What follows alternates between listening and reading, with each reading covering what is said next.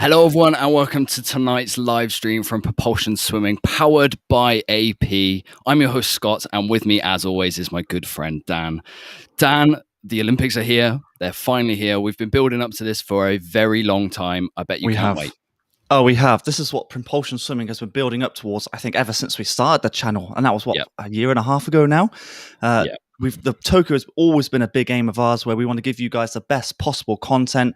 We've given you our Tokyo review on our podcast. We've given you recently, our recent video was a top 10 swimmers to watch out for. And now it's time to dive into swimming itself. And I tell you what, I'm super excited to get started.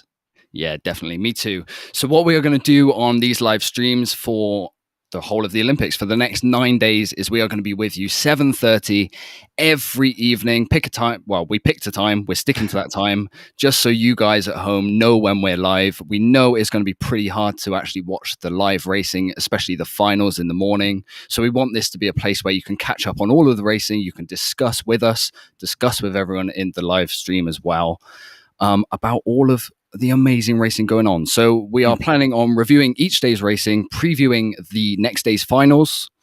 We'll bring up a few topics of debate if we have any of them, and then we'll ask you guys to ask any questions, and we can put up your topics of debate as well. That's correct. Yeah, really looking forward to it, actually. Yeah, so before we get into the first day's racing, I think it is definitely worthwhile saying a massive thank you to Adam Peaty's brand, AP, who are powering these live streams. We're so glad to be working with them.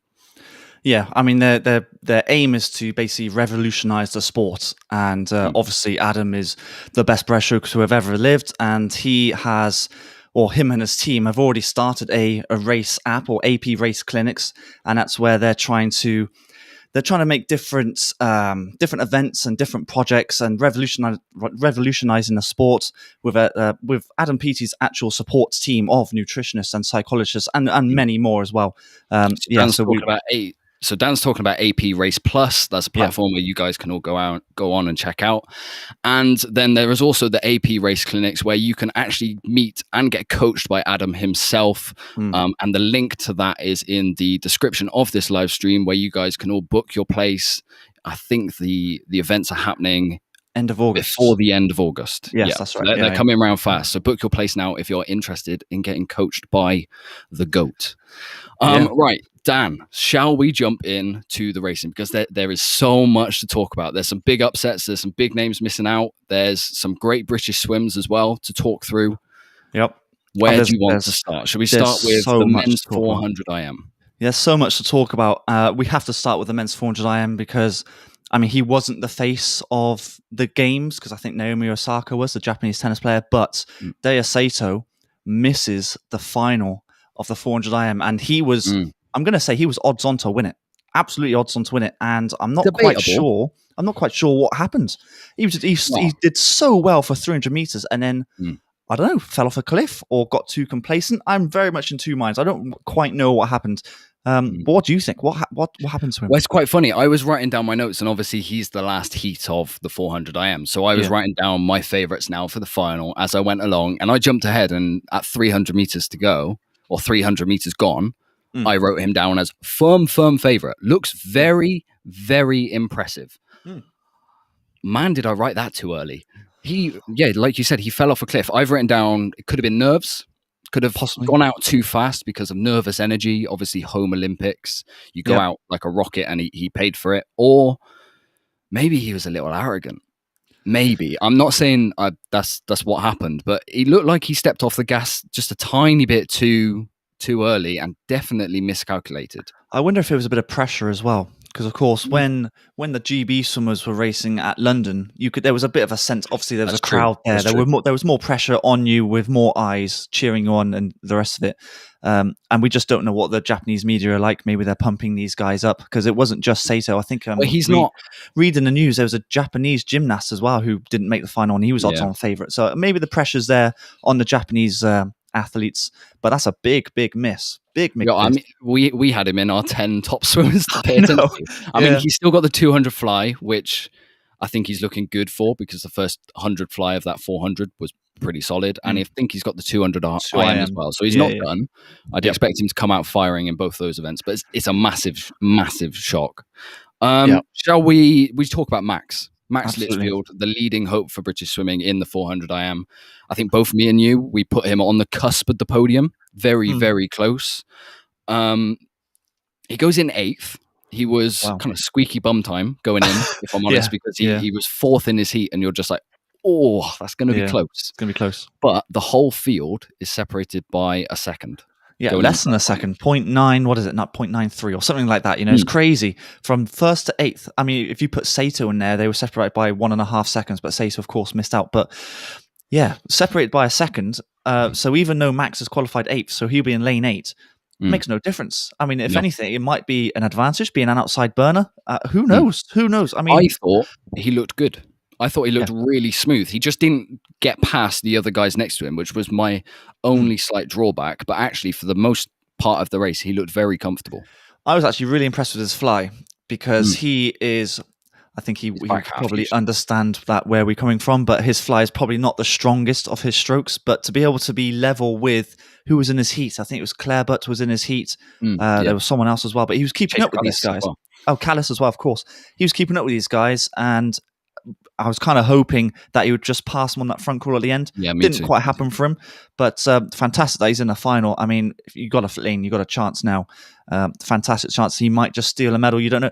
Could be gold. You have no idea. I mean, they're separated by a second. I mean, we're going to be optimistic, of course, but yeah, he's got a great chance at a medal. Really looking forward to it.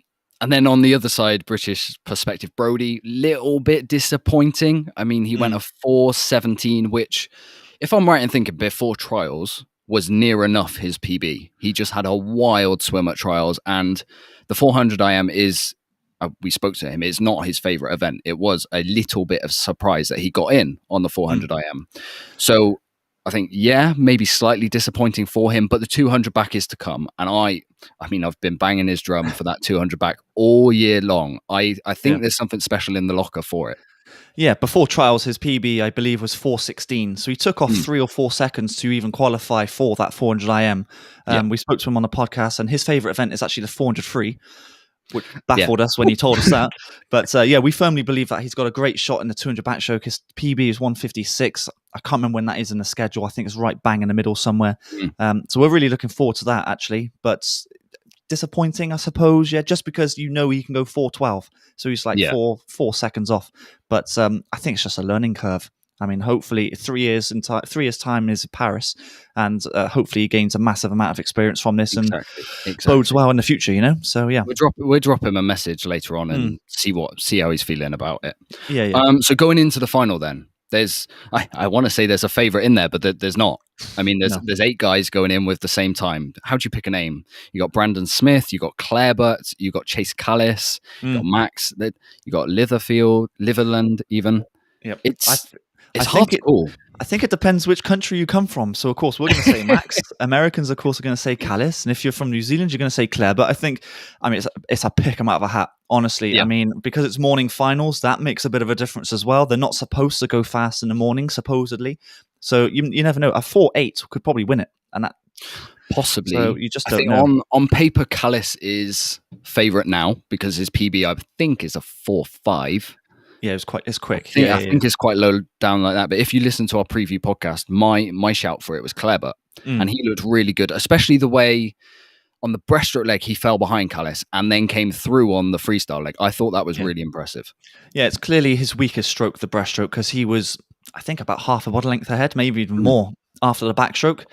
So if he has a strong breaststroke and just holds off Kalisz on that, or catches up to Kalisz on that freestyle leg, then it probably could be his. But Brandon Smith looks pretty strong as well. He did, yeah. My prediction for it was Borodin, but of course couldn't go. So my prediction for that was void because he got COVID, of course. And speaking of another swimmer who isn't there, Carson Foster, he's just dropped a 4:08 today. I don't know what. Yeah, I don't know what competition it was, but it was in America. And you think 4:08, that probably wins Olympic gold tomorrow. So yeah, it's a shame. It's a shame he's not there. But who do I pick? So I've got to pick another one. If you're going Claire, I will go for Kalisz. Then I'll go for Kalisz. Yeah, that's our final predictions for tomorrow. I'm going Claire Butt as a big upset. I actually think he's been swimming really well this year, and he was really good at ISL, kind of under the radar for the breakers. But I do like Kalisz as I always say, the brand name. Yeah, he's been going on for He's how got the long now? experience. It He's got feels the like he's been experience. going on forever. So yeah, I mean, Yeah. experience. If you're going to pick an experienced experienced swimmer in that field, it's going to be him. So yeah, that's my pick anyway. Definitely. Okay, so moving on to the women's 100 meters butterfly.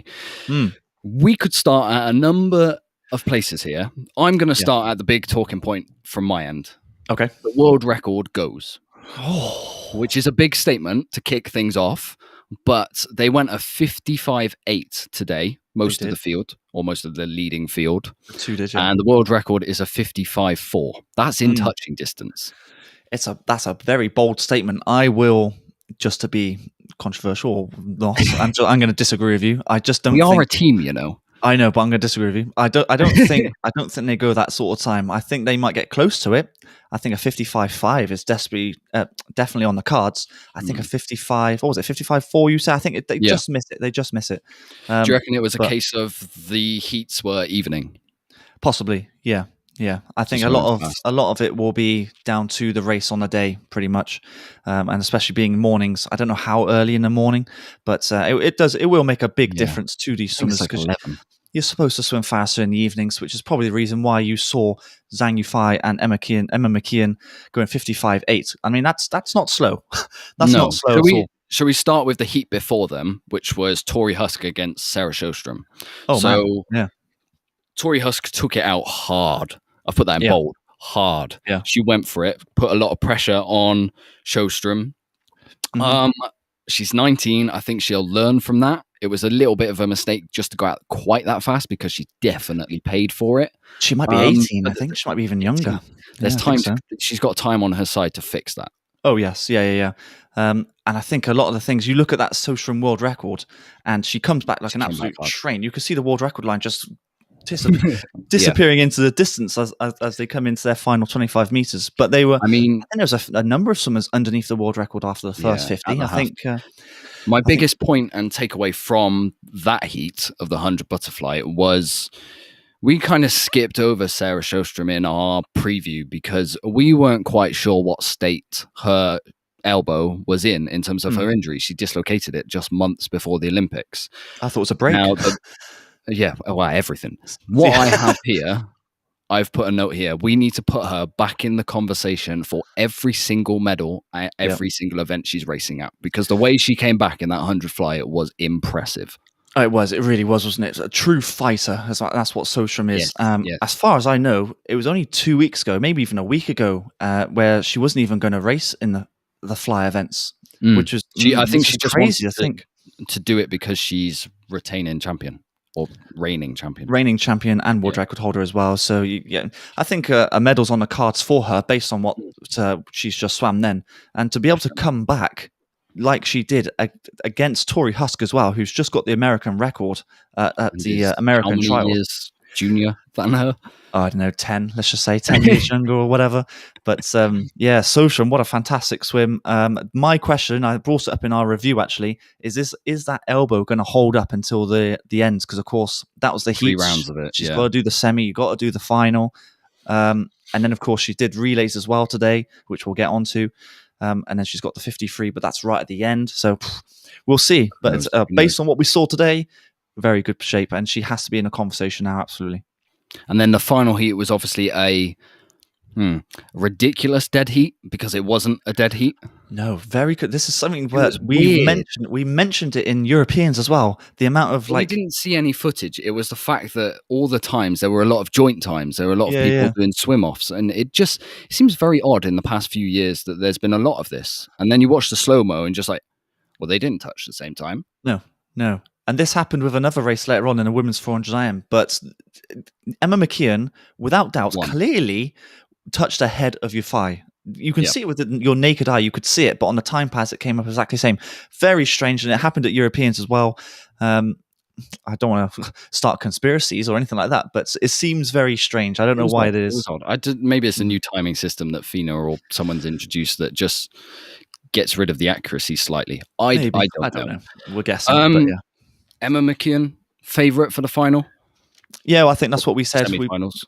That was the one where we both agreed on, actually, Emma McKeon for the 100 fly. obviously joints fastest, apparently, going into the semi-finals. It's all about just getting through to that final. Yeah. So times are almost irrelevant. It's just finish the top 3 in your semi-final, then you're usually through. I mean, that's not set in stone, but that's usually the way it goes. She'll make it through to the final, and then I think she wins. I think she wins. I'm still question marks whether Sostrom's elbow holds up or her injury holds up. That's the only thing. That's the only thing. But we'll see. From a British perspective, unfortunately, Harriet Jones didn't quite make it out of the heat. She swam her 4th fastest time ever, if I remember correctly, which is good. That's impressive on an Olympic stage. And she's still going to have a big role to play in the medley relay team because, as we saw, some of the girls' relays, they're doing well. They are doing very well. I mean, Harriet's done very well, to be honest with you. Being an outside lane as well, first Olympics, the atmosphere or lack of atmosphere, I suppose, would have an effect. I don't think there's too much she could moan about that race. I mean, yes, she was a second off her PB, but to go 58.7, that was the quickest she's been since those trials as well. I wouldn't be too upset, actually. And like you say, she's got a big role to play in the medley relay later on. Whether she does the heat or the final, not quite sure. She'll do one or the other, I think. Yeah, because Laura Stevens did really well in that European final for the medley relay. So we'll see. We'll have to see. Yeah. Okay, moving on to the men's 400 meters freestyle. Now, I don't want to bang this drum because it's a bit of negativity, but since ISL, I have been clamoring for Rapsis to prove me wrong, to prove on the big stage that he can live up to his PBs and his times. Lo and behold, I've been proven right yet again. He doesn't make it out the heats. What? I don't know what's going on. I'm so confused by the tactics. He looks really good.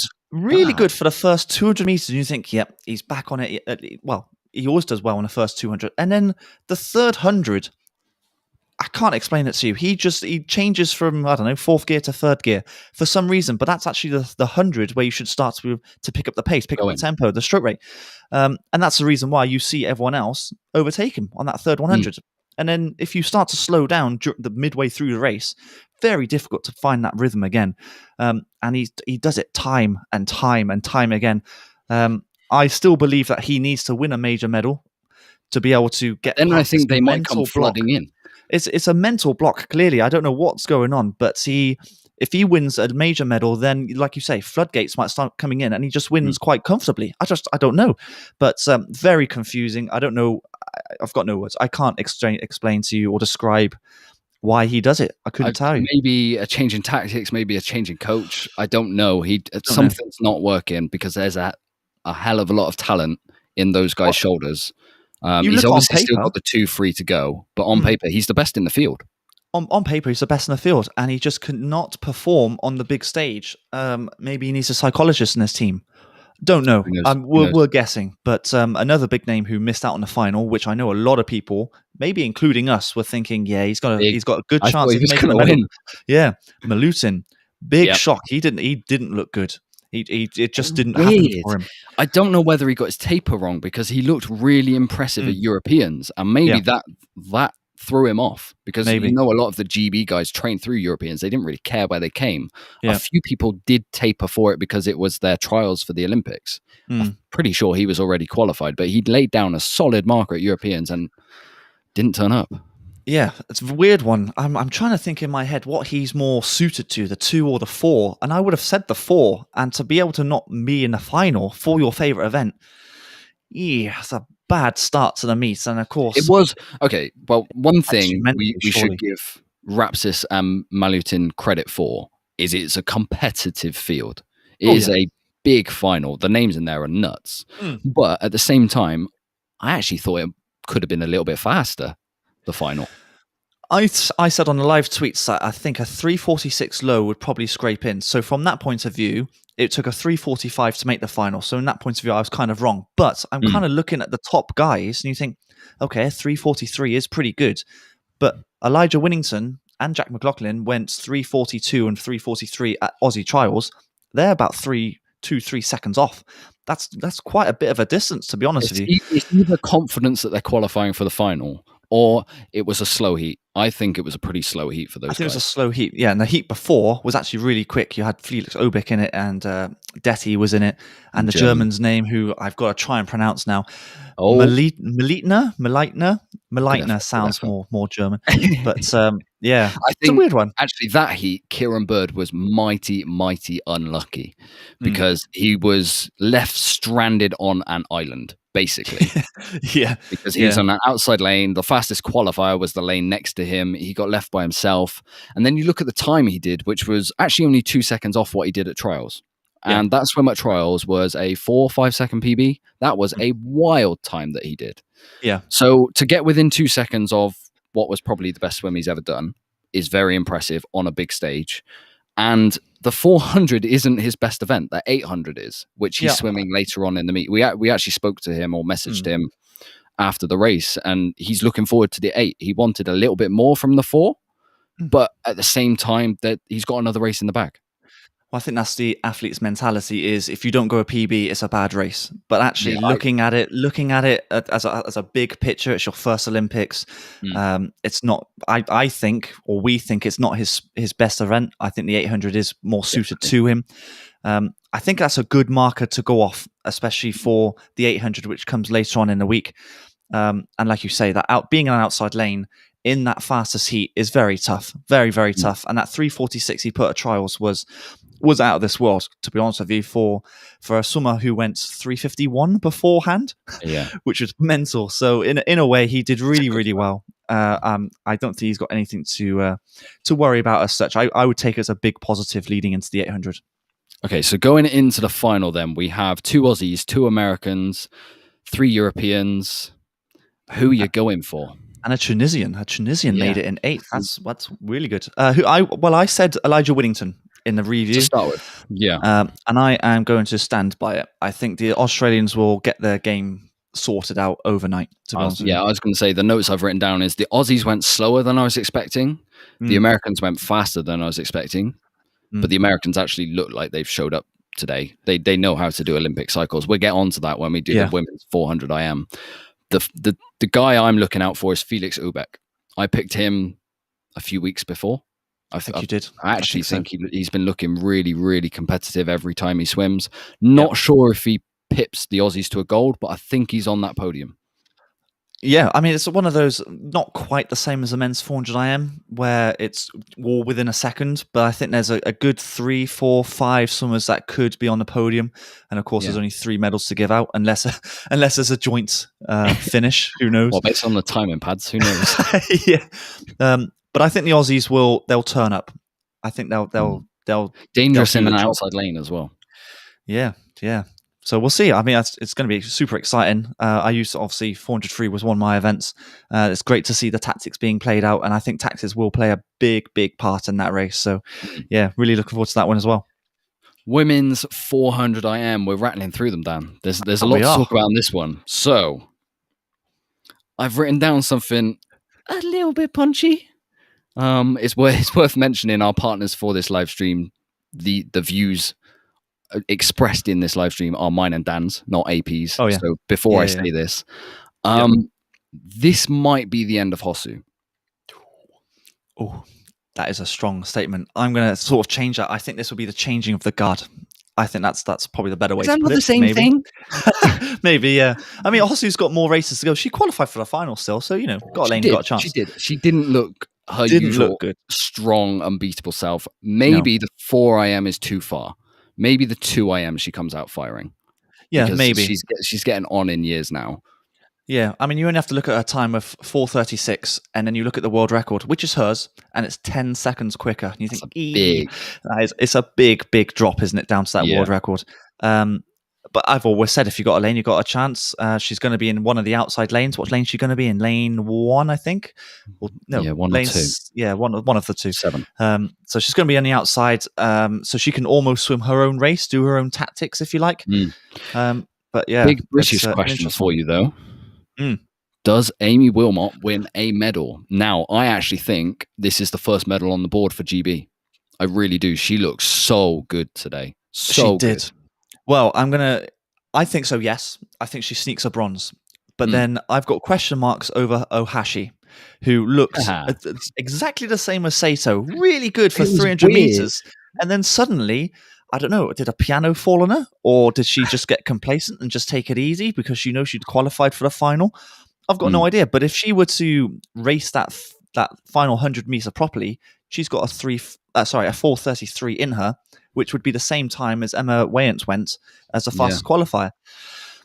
So I just don't know. I think Amy does it. I think she scrapes a bronze. She was one of our dark horses, wasn't she? She was. On our medal predictions. I'd love to see her get a medal. I mean, that would be such the cream of the crop. The cherry on the top for her career. I think she's going to be fighting it out with Flickener and maybe Belmonte coming back strong for that bronze. I think the middle two, Ohashi and Wyatt, I think those two are going to be a little bit out of touch. Wyatt looked really impressive. She's 19, 20. This is what I mean by USA Swimming get it right at the Olympics. Their Olympic cycle, the way they taper for their trials, the way they carry it through to Olympics, every time it's bang on, which is why they win so many medals. Yeah, they've done it absolutely right. And actually, based on what I saw today, I think Emma Weyant, I think I've said that right. I think she goes and wins it. I think she wins it now, just based on, I do. Because her freestyle looks so strong at the end. And you think I think she might have even more left in there, to be honest with you. It's just whether Ohashi, because she's very strong front end, very nice breaststroke as well. I imagine Ohashi will be at the front with 100 meters to go, like she was today. But it's just whether everyone else, because everyone else in the field, if I look at it, are very strong freestylers, and so it's going to be, very nervous times for the Japanese watching on, because Ohashi will be chased down, and Amy Wilmot will be one of those swimmers chasing her down, no doubt. It's just whether today doesn't fill you with confidence that she's not going to get chased down. No, I mean, I can't remember how far ahead she was. It feels like it was 3 seconds ahead. So she gave up 3 seconds. You'd almost written the post saying, "Oh, Hashi's won," and actually you're just like, "Oh, okay, hold fire on that one." I was about to press send, like, "Oh, hang on, she's got 10 minutes to go," and they're all like catching up like this. Oh, mental. But at least she didn't pull a full Sato and not make the final. At least she made the final, third fastest. I mean, still a very good time, 4:35. But Amy Wilmot, who that's her fastest time that she's been for a long time, if I remember right. She has gone 4:33 before, but if she's able to get down to that 4:34, I think there's a bronze there. I think she's going to be fighting out with Flickener, and Flickener is going to be coming back fast on the freestyle, definitely. Yeah. So we'll see. Very exciting, and I hope you're right. I hope it's our first medal in the pool. First medal on the pool. I think Max has an excellent chance in the 4 a.m. for the men's. Don't get me wrong, but this one just seems a little bit more. It's not quite as close as the other one. The other one's flip a coin. This one's a bit more. She's third, fourth. I don't think she goes lower than fourth. Yeah, I think with Max, it's first or eighth. So the range is bigger, whereas Amy will be third, fourth. I think second is just out of reach, but if she can sneak a bronze, then fantastic swim. Who knows? Yeah. Right. We have to get on to the partner of this live stream, Adam Peaty, men's 100 meters breaststroke. What to say? Utter dominance. You struggle. We run out of adjectives, descriptive word for him. It's just nuts. He went the 8th fastest time on the planet, and you're a bit disappointed. Yeah, that's exactly how I felt, because I said to you, we were predicting beforehand, weren't we? I said he was going to go 57.2, and you were saying maybe even a 56 because it was an evening swim. And then to see him go a 57.6, and you think, just doesn't quite feel right. But it's the 8th fastest time. When you look at it as a whole, he's done so well. And I do think he's got more in the tank. He was saying in his interview afterwards that the first 25, 50 meters wasn't quite happening for him. He was kind of slipping and it wasn't quite happening. I thought his start looked good. Oh, the start itself, like the underwater phase, yes, bang on. I'll tell you what, the improvement he's made since Rio. Yeah. I mean, he was half a body length even more behind, and now he's level. A huge difference from that. And I tell you what, him and his team for improving. Compare his heat swim with Rio, so what he did at this Olympics to what he did at Rio, they are split by 0.01. So he opens the games constantly with a 57.5. Yeah. So, I mean, I think there's so much more to come. How low do you reckon he goes then? How low do you reckon he gets? I've predicted a 56.5. That's what I think an extra second. Yeah. I think it's We'll there. see. To be honest with you, I think he goes out slightly quicker, or should go out slightly quicker in the first 50, and then he just comes back like he normally does and just leaves everyone behind. I think it's worth mentioning actually that Kuminga was probably the standout swimmer of the lot. Actually, he swam really, really well. Peaty's so-called rival. Yeah. His PB's still a good second off what Peaty can do, but actually his last 25 looked really smooth, really strong, really impressive. I've tipped him for a medal in the 200 meters breaststroke. I think if there was 150 meters breaststroke, he'd be ideal for that. Probably, him and James Wilby together, that would be the ideal race for them. Yeah. But in terms of the 100, silver's done. I'm pretty sure he's got silver. I think so. Does he put pressure on Peaty? I mean, if you look at the times, it's only separated by 0.24, and you think, oh my God, 0.24. You get that's the closest anyone's ever been to Peaty, I think, from memory. But remember when Cam Vanderberg got that close to him and what Peaty then suddenly started doing at these big finals. Yeah, he is a big time swimmer. So if anyone gets within touching distance of him at the semi-finals, I'm pretty sure there'll be fireworks in the final. Well, he also had his little tash going on as well, so you know he wasn't shaved. No, I think he's got so much more to give. I do want to get a t-shirt made up of the Peaty tash. Get that made up and wear it for the final. I'm not sure we'll have time, but we'll see. Probably not. We'll see. But fantastic swim from him. 8th fastest time in the world or ever, like you've said. And then Kuminga, he's got a very similar stroke to Peaty now. I think that's the reason why Kuminga is as good as he is, because I think he's taking ideas from Peaty's stroke and adapting it into his stroke. But yes, I mean, Michael Andrew again is another. There's loads of names in this, by the way. I mean, there's loads of names. There is. Should we talk through the other names that are? Yeah, let's go for it. Yeah, podium potential, because Michael Andrew looks so smooth, so slow, so long. I'm amazed he doesn't do a 200 breaststroke with that stroke. It was really weird. It's very wide, very long. It's not a 100-meter breaststroke stroke at all. No. Then you got James Wilby, who was the lane next to him, who was mighty impressive again. He really does show up at these big meets. We've tipped him for bronze. You got Martineggi. I mean, there's other names. I'm sure you've got a few.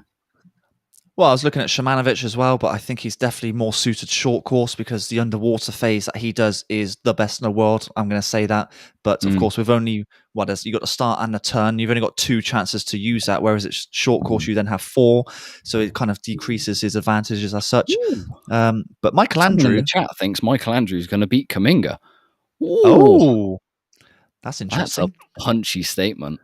I mean, wow. I think Kuminga is going to be around that region for the next 2 rounds. I think 57.8, 57.9, he's going to hold that time. I think that he's pretty much on it. Yeah. Otherwise, he has to try and change his stroke in the stroke rate, and I don't think he should change his stroke right now. Otherwise, it's doing well for him right now. Michael Andrews going to have to drop a 0.3 off the time he did at US Trials. Doable, absolutely doable. And I think based on what we saw today, his underwaters were actually really, really good. Really good. He's just got to try and pick up that stroke rate now, which I think he can do. Well, he can go 0.5 quicker because he did that at trials. But I don't know if he beats Kuminga. Not so sure about that. Actually, before we move on to the next event, I have a talking point about it's not just Kuminga, it's a lot of these breaststrokers. Now, it got brought up slightly in ISL. I think Mel Marshall called it out. Yep. And it's the butterfly leg kick. It's not doing it during the race. I'm not discussing that bit because I don't know technically enough about breaststroke. But when you're finishing on a half stroke, all of these guys, except for the Brits in the pool, I'll put that out there, they're not doing it. All of these guys are finishing on a butterfly leg kick, which to me, I was never a breaststroker, but to me, that's not right. Is that allowed? I don't think it is. In my head, no. And it was picked up on the cameras, but obviously not the officials at the pool. So Kuminga, in my opinion, could have been disqualified for it if it got picked up. Shimanovic has been doing it since ISL. He did it all the time there. Yep. I don't think it's going to get picked up at these Olympics, but I'm interested to see what happens at ISL because we've previewed ISL a little bit. It's coming quick and fast after the Olympics. They've got a new rule in there that they're actually using VAR like football. So they are going to have cameras checking for this. So whether we get to ISL and suddenly the whole final of that breaststroke gets like half of them disqualified, I don't know. But I think something needs to change. It shouldn't be happening. I think something does need to change because it's these little bits of, let's call it as it is. It is cheating by adding these extra fly kicks in because it helps with momentum. Well, you thought Sato did a double one on his pull down in the IM, didn't you? There's a lot of swimmers doing it because, of course, when you do the push off and you push off streamline, you do the fly kick, then the pull down. Then there's still some swimmers doing that little half fly kick to help again with momentum. It needs to be picked up. Clarifying to me. I'm not an expert on breaststroke. I need that clarifying to me. But if PT's not doing it when he finishes, to me, no one should be doing it. Yeah, if that makes sense. So the leg kick is supposed to be symmetrical, but you can't do a dolphin leg kick because that's a completely different stroke. You can't do that. Maybe we get in touch with one of the guys swimming and we see what they say about it and understand a little bit more about it. I know some coaches say it's a natural undulation, but it seems like it's not. It seems like it's a purposely extra fly kick. That was just straight from the knees, what I saw today from Kuminga. Anyway, I think we'll get onto it probably for the finals. We'll discuss with a few people what they think about it. A few more coaches in the know. I think the VAR will be interesting, though. I know. I'm interested to see that. Very interested, yeah. Right. We finished the session this morning or this evening over in Tokyo with the women's 4x100 meters freestyle relay, for which it is just a case of how low the Aussies get that world record for me. They are unbeatable. They're going to get the world record. Let's just put that out there. They're going to win gold. It's just how low they get the world record down to. As far as I remember, it's 330 for the world record. And I think they could knock it down to potentially 328 maybe. That's how low I think it could go. Because they just went, right? They just went 331 without Emma McKeon and Kate Campbell. And you think, well, that's the two fastest swimmers in the world right now, in fact, actually, for the 100 free, give or take. And they could knock off at least half a second, if not more, than the other swimmers that were swimming. I think a 329 is a certainty. It's just whether it goes down to 328, which would be... I'm looking forward to it. That world record doesn't go for a while. If that's the case, I mean, blimey, geez. If they get that, is that one of the most impressive swims of the meet? If they go 28. I mean, it's difficult to say right now because there's potentially you could see Milak going 149 for a 200 fly. That would be right up there. But it has to be that later on in the week. I mean, it has to be talked about. A 328 for 4 women to do 100-meter freestyle each. I mean, blimey, fantastic stuff. I mean, no one's going to get near them. Let's put it that way. But the big talking point, actually, Team GB really impressed me. Really impressed me. Now, I've written down here, is there a medal coming, Dan? Is there a medal? I'm going to be half negative, if you like, because we had our best team just then. And of course, you had the States, or the USA finishing behind us just then, but they're going to put 2 extra swimmers in. I think the Dutch, do they have Heemskerk to put in? Can't remember on top of my head. I think Canada were full strength. I think we could nick a bronze. Were Canada full strength? Because they've got one hell of a team. I can't remember off the top of my head. So GB go into that final as fourth fastest with America behind them. So I'd expect America to leapfrog them. Just whether they can cause the Dutch and Canada any problems, it might be a bit of an ask. It might be a tiny bit of an ask. But either way, it's a young team. And actually the biggest takeaway I've got is Anna Hopkin is flying. Well, actually, let me go through the splits. So you had Lucy Hope go a 54.3, and actually that's a really impressive time because her start, I'm not quite sure what happened, but she was actually like half watt length behind the rest of the swimmers. Yeah. So I think something, I don't know, that streamline maybe came loose. Something I'm just making up, but something didn't quite happen. So she can go faster by maybe 0.2 or something like that. Anna 52.6. Whoa, that's smoking fast. That is. Then you had Abby Wood, who is not a 100 freestyler by any stretch, 200 IM, 200 breaststroke, but she's just gone a 53.5. She's got a good 200 free as well, of course. And then Freya ended up doing a 53.4. Can we go any faster? That's the question. I think Lucy can.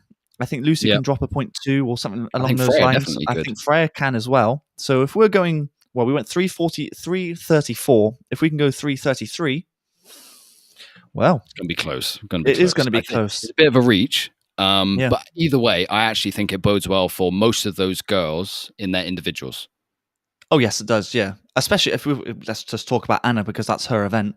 If she's able to go around that sort of time, That's a final. On a No flat start, question. yeah. No question. Moving Well, to flat, what do you add on? 0.3 for relay 0.3. takeover? Something along those usually. lines. So that's what then? What, sub 53? How about that? So that's a final. She's finaling with that time. And then, of course, anything happens in a final. I think Freya goes quicker. Yeah, I mean, it's a big ask to get a bronze, but I think it's within reach. So, yeah. But the European champions, so why not? Yeah. Why not? Yeah, absolutely. Why not? Right, I think that is all of the racing covered, Dan. That happened today.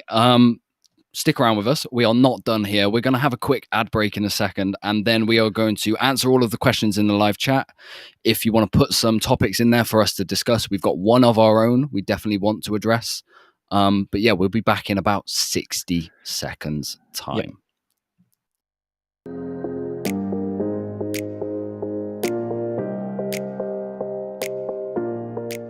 We would like to thank our partner AP for powering this live stream. AP is a brand built by our very own Olympic champion, Adam Peaty. Adam and his team's vision over the next few years is to revolutionise the sport of swimming through various different projects and events for all swimmers, coaches and parents. They have already launched AP Race Plus, which is a revolutionary online platform that provides you with world-class support and access to Adam Peaty's own support team of nutritionists, psychologists and many more. You can even meet Adam and be coached by himself and his team over the next few weeks at the AP Race Clinics, which will be held towards the end of August. You can find details of this tour and the AP projects in the description of this live video. Thanks again to AP for powering the Propulsion Swimming Olympic live stream.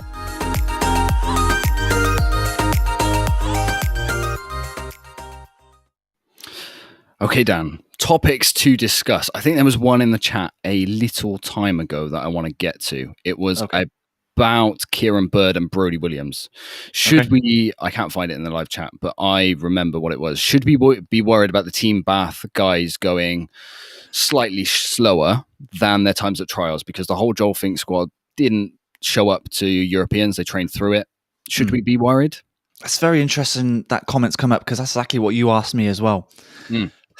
It's very interesting because this is their first Olympics. And if you go back in history, you look at the top swimmers, or any swimmers actually, and every time they go to their first Olympics, it's never their best that they could possibly do. I think the occasion gets them.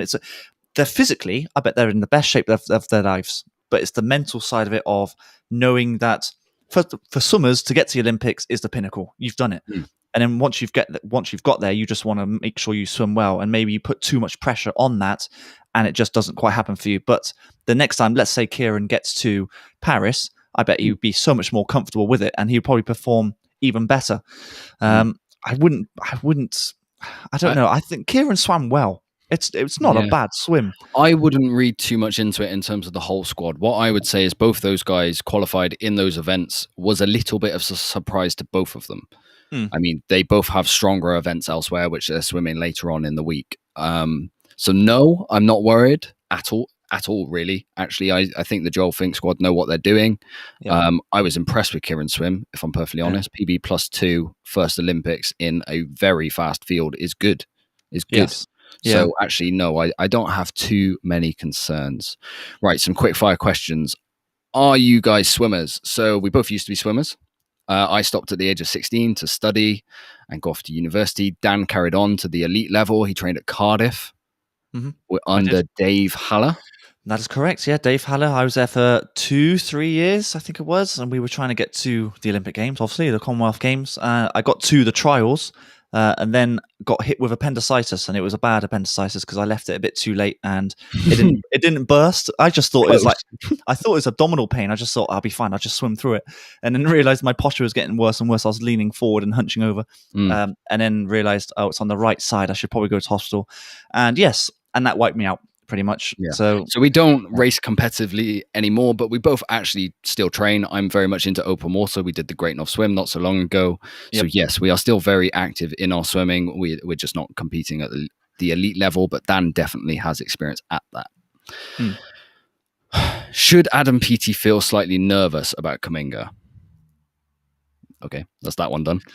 Nope. Not at all. No. I think there's so much more to come. are we going to start at 6:30 tomorrow? Unfortunately not. It just doesn't quite work with our working schedules. We pick 7:30 every evening. We're planning on sticking to that for the whole of the live streams. Just so everyone knows what sort of time we're starting. If you miss the live stream, it does go up on YouTube. You can follow along and watch afterwards as well. Yep. Yeah, pretty much everything you just said. Yep. Any other questions? I think 7:30 worked quite well because if everyone has a 9 to 5 job, you get home at 5:30, you have a bit of dinner, then you can watch in. Come join us. We trialed it out for Glasgow, didn't we, in Europeans? So it worked out. Shall we get on to our main topic of debate? Something we're not going to do this every live stream, but because obviously there was only one set of racing and that previews the finals tomorrow anyway, we've got a little bit of time to kill. So I want to talk about the TV coverage over here in the UK. So I don't know what it's like around the world for anyone who's not from the UK watching. I'm sure over in America it's flawless, probably the same in Australia and every other country. But here, the main broadcaster for the Olympics is BBC. We learned not long before this podcast, but they don't actually have the rights to show the swimming live, or at least the heats live. But on the BBC website, it says swimming from 11 till 1. So it's a little bit misleading, and you're expecting BBC to cover it, but they're not covering it. They're only doing highlight shows, which is a big shame because BBC are the Olympic provider. You would have thought swimming should be on there. Yep. Then when we discovered that, we had to go over to Eurosport, and it was okay. I like Bob Ballard. I like Lizzie Simmons. They're excellent commentary team. They are. It was the production quality and the adverts coming when you need the results. I almost threw this laptop that we need for the live streams out the window. Yeah. I was so frustrated that I didn't know if Max had qualified. Well, that was the thing, because the advert came right at the end of the last heat of the men's 400 IM. So, of course, you're like, well, has Sato made it? Don't know. And then, of course, you think of the British side of it, and you think, oh my God, has Max made it? And you were I was on edge because I was doing the Twitter live tweets as well. And I was like, what's happened? So, of course, the advert goes on for like a minute or however long it is. And then suddenly you're waiting for the result page to come up. But then the women's 100 flyer started, and you think, what's happened? Has he made it? So I was constantly Googling, like, oh my God, what's happened? Turns out, obviously, Max made it and everything was good. But the advert, the horrible timing. And then they did it again in the women's 100 fly as well. And I think we actually missed an entire race. So, which is shocking. And we actually had to put a tweet out in the end, didn't we? Just saying this is... I think it fixed it. Yeah, I think it did, because we didn't see an advert after the women's 100 fly again. And I think we got a lot of support. I think there was like 100 likes on that one tweet saying, yeah, this is... I think we worded it as like criminal or something like that. Well, it was so painful. It was terrible. Like these are swimmers watching this. Swimming is led by results as much as we're getting to that discussion. But at least they fixed it on Eurosport, whereas we wouldn't have to have got to that stage if BBC put it on as they said they would. But it wasn't even on iPlayer from what I saw. But of course, as soon as we went to Eurosport, we didn't look at BBC, did we? So no. I don't know if it was on iPlayer or not. But yeah. Okay, shocking. So that's our topic of debate. If anyone's got any more questions, now's a really good time to put them in the live chat. We'll have a quick recap ahead of tomorrow's finals, and then I think we'll sign off for the night, because we're going to have a very busy 9 days. Very busy 9 days. Well, I've got a question for you, actually. I've got a real big question for you, and actually everyone else can join in here as well. The question is, what makes an athlete a legend of their sport, in your opinion? Constant high-level performance. Okay, so the next question, that's like a sub-question, is Adam Peaty, as of right now, like today, is he a legend of swimming? I think so, yeah. In my opinion, yes. I know what you're going to say. I know you're going to say he needs to retain Olympic gold, which I understand, but he's pushed the sport to new levels. I think that's my definition of legend. You've got to have an impact on a sport that effectively changes the sport. So if you look at Michael Jordan, for example, he changed basketball forever. You look at Federer, and he's changed tennis forever. Same with Djokovic and Nadal.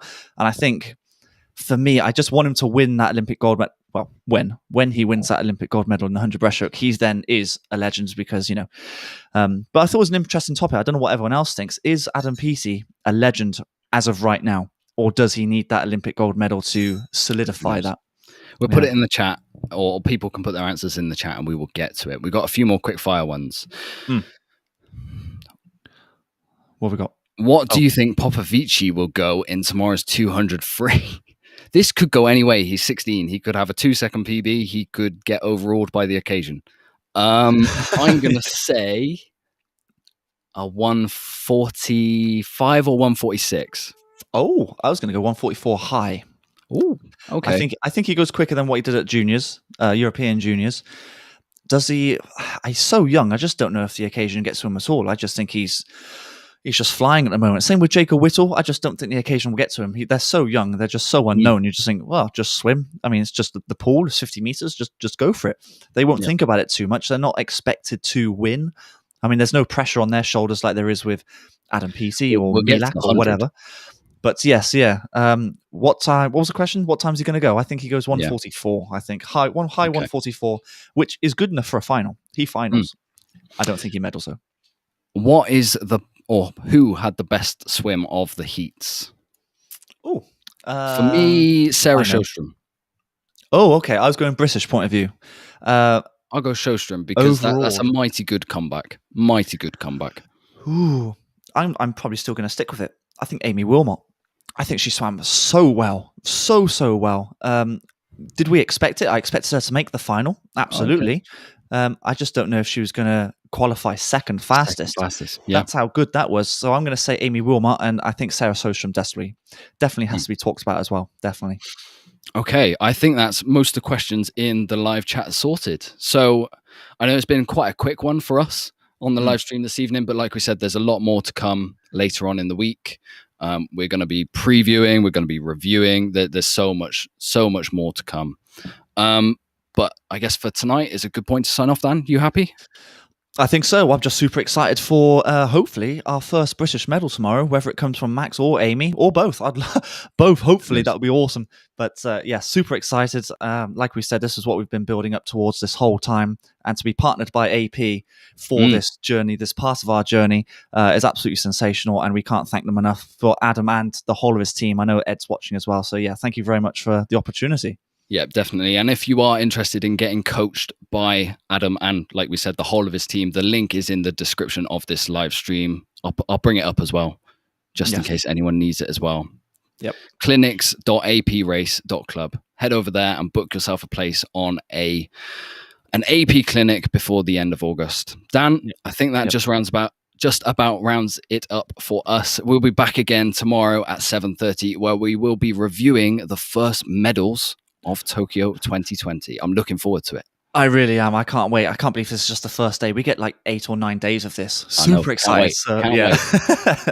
Brilliant. Yeah. Thank you so much for everyone who has joined us on this live stream. We've really enjoyed doing it once again. Hopefully we'll see you all again tomorrow. And yeah, have a nice night's sleep. And if you are staying up to watch the racing, good luck. Good luck. Yes. Good luck. Good luck getting up. I'd be so difficult. But yes, yeah. Thank you very much for everyone watching, and hopefully we'll see you all tomorrow. Yeah. See you guys again very soon.